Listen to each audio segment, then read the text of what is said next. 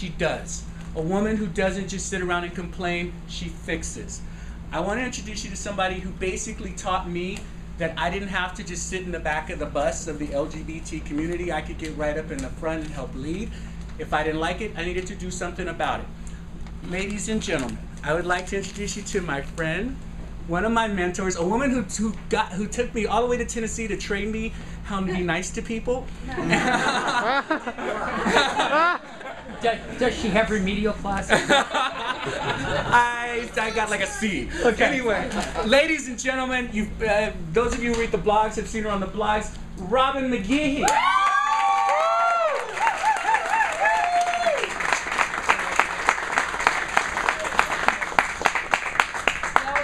Way too kind. First, I just want to say it is such an honor to be here with so many different people that are trying to make change in this great state. I moved from Mississippi to California. I live in Fresno, California, but I've just been taken in by the energy of the people in this room that are trying to make a difference in your own home state and local politics. And I just want to congratulate all the people who've been going around shaking hands and being true activists and trying to make a difference just by community building. And I just want to say thank you to all of you first for being here tonight. The reason that I say that is because if it wasn't for you spreading the word about who you are and talking about what makes it important for you to be passionate about what you feel needs to happen around the change that needs to be happening in this community, that the people around you wouldn't deal with the results of the change that you can provide. And the thing that they can do for you is actually make the change by actually putting you in office. I had the luxury of meeting Derek and Laura and Sandy and Chris multiple times before, but one of the most special memories that I will always have is at the National Equality March. Laura and the Black Caucus of the Stonewall Democrats, was it Stonewall Democrats? Actually got us into a meeting with Harry Reid's office the night before the National Equality March. And being a person who thought through my own personal journey that just going and marching on Washington that we would bring about change automatically, being naive to the political process from that standpoint, I want to tell you just a little bit about my journey to that moment in Harry Reid's office and where I am after that moment. I grew up in Jackson, Mississippi, fighting against racial discrimination, fighting to get the rebel flag removed from my high school, and silently struggling with my internal struggle, religious persecution of my own self around my sexual orientation and my identity as a lesbian woman. I'd struggled a lot to try to make sense of that, not only to find acceptance in my church, but to try to convince my parents and my family that I was just the same little girl that I had grown up to be, just in a different vision than what they had dreamed probably for me as a young woman, to wear the white gown and go down the aisle and marry the man and have the children. I did some of that, but not in the traditional way. I married a woman who I met in California, and I have two young children, one who's 7 years old and one who's 3 years old, a little boy and a little girl.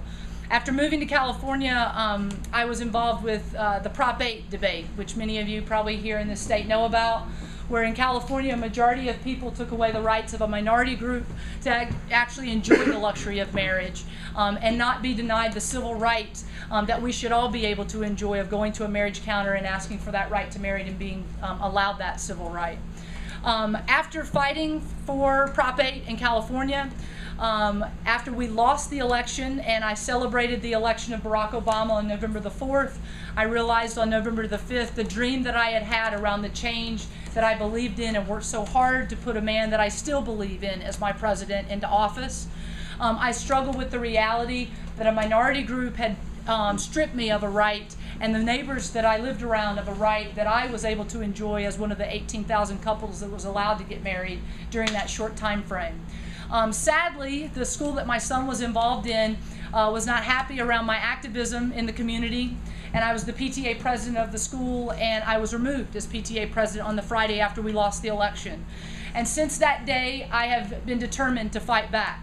Not as a radical lesbian activist who wants to go waving her rainbow flag because people should have to put up with who the hell I am, even though I don't deny people the right to do that, but because I'm tired of people bullying and screwing with our families. And I think all of us should be taking on that same fight. Gay, straight, black, white, same struggle, same fight.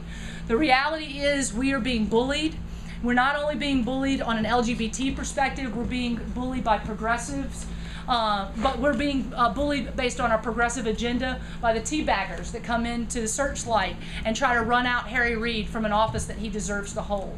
We're being bullied and upstaged by people who know how to organize around racism, and they know how to organize around sexism, and they're able to silence us instead of us getting together and creating our own moments of activism to fight back and say bullying is not going to work, making us a victim is not going to pass, and we will fight back.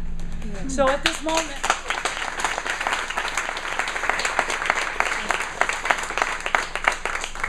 moment, my 2 children, after spending a great weekend in Las Vegas, are driving home with their Nomi to Fresno, while I fly to Washington, D.C., and stand with the 4 women who stood in Nancy Pelosi's office with the demand that the Employment Non-Discrimination Act be brought to a House vote by the end of March. And they were arrested on March 18th. Some of you may have heard about the stand-in that we had done in D.C. and in San Francisco.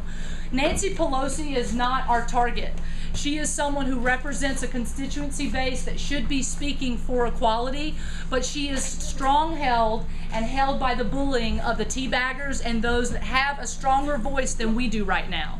What we need to do is organize our lunch counter moments and show that the injustices that are happening in our community can no longer be the norm.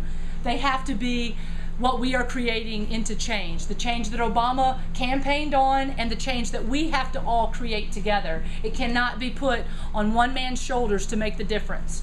We have to create the rallying moments that make 8,000 people drive to Searchlight and try to run a man out of office that he so rightfully deserves to hold.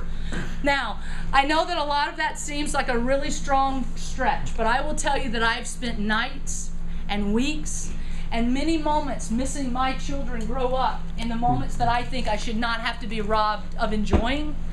But I do that for one reason, because I do not want my children's children, my grandchildren, to miss the time with their children and their parents the way that I've had to continue this fight because our family was bullied. I'm asking all of you to think about how you can do your small bit of change. And it may be on February the 14th, going down to the Marriage Bureau here in Sin City, while everyone flies in from all across the country and so freely gets marriage licenses, while other people are clearly denied with the excuse that you have domestic partnerships that you can enjoy. Or the right that there are so many people that can be fired because they're simply lesbian, gay, bisexual, or transgender in more than 29 states in the United States. Or the right of Dan Choi and Jim Peterangelo, who I helped tie to the fence of the White House. The White House where I believe my president resides, but sadly is in a position to not take a stand to repeal Don't Ask, Don't Tell, because the Republicans and the progressive teabaggers that are making themselves look like they have the #1 group that is more organized than us is getting the CNN coverage and the Fox coverage and the MSNBC coverage because we are not organizing to show them that enough is enough. So I'm asking you to think about what you can do as well. Not chain yourself to the White House fence. But I'm going. Not do a sit-in at Harry Reid's office if that doesn't feel comfortable to you. But to demand to your Democratic representatives and the progressives that you vote and believe in to actually do what you have charged them to do. If any of you shook my hand tonight or any other person's hand tonight asking them for a vote, you have a social obligation to make good on that handshake. Do not accept an office that you cannot fulfill by fighting back. And that's all that I ask you to do.